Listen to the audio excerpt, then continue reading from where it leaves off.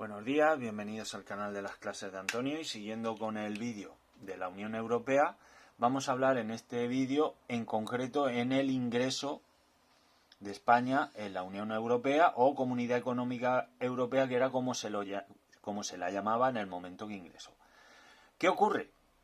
Que nosotros, nuestro país, nuestra historia como país, hemos tenido un periodo del 36 hasta el 77 en los que éramos una dictadura. ¿De acuerdo? ¿Qué ocurrió? Como la Unión Europea se creó en los años 50, principios de los 50, pues España decidió en 1962 realizar una petición de ingreso. ¿Qué pasa?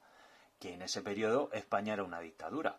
¿Y qué ocurrió? Pues que se desestimó su ingreso. ¿Por qué? Porque uno de los principios para formar parte de la Comunidad Económica Europea por aquel entonces con ese nombre era que fuese un país democrático. Por lo tanto, se desestimó. ¿Qué ocurrió? Que en 1977 ya hubo un periodo de transición en el que España pasó de un régimen dictatorial a una monarquía.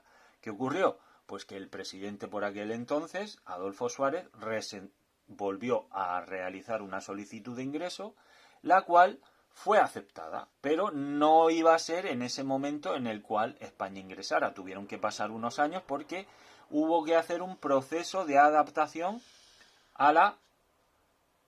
para cumplir los requisitos para entrar en la Unión Europea. ¿Qué quiere decir? Que casi 10 años después, en concreto el 1 de enero de 1986, España ya, junto a Portugal, forma parte de la Comunidad Económica Europea, que es como se la llamaba entonces.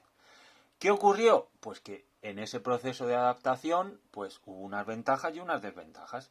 Las desventajas es que tuvimos que cerrar o reconvertir muchas industrias que estaban obsoletas y eso que produjo pues la pérdida de empleos, ¿vale? También se limitó, porque España era una potencia en producción agrícola, se limitó su producción agrícola, lo que generó también mucha pérdida de economía y de empleos. ¿Qué ventajas obtuvimos en cambio? Pues los fondos europeos. ¿Qué eran los fondos europeos?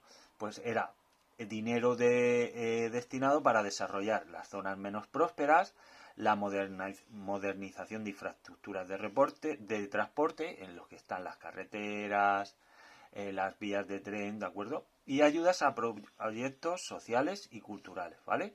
Además de ello, teníamos el mercado común. ¿Qué quiere decir? Pues que el comercio español se abría y ya no solo comerciábamos dentro de España, sino que podíamos vender nuestros productos a todos los países que formaban la Comunidad Económica Europea. Por lo tanto, podíamos adquirir, es decir, exportar o importar, es decir, vender nuestros productos y comprar productos de otros países libremente dentro de la Unión Europea. Y por último, los ciudadanos europeos, es decir, esa ventaja de ser un ciudadano europeo nos da más oportunidades y derechos en primera instancia y luego el poder estudiar, trabajar y vivir en cualquier país de la Unión Europea como un ciudadano más, es decir, teniendo los mismos derechos y deberes que los ciudadanos originarios de ese país. ¿De acuerdo? Pues ya sabéis.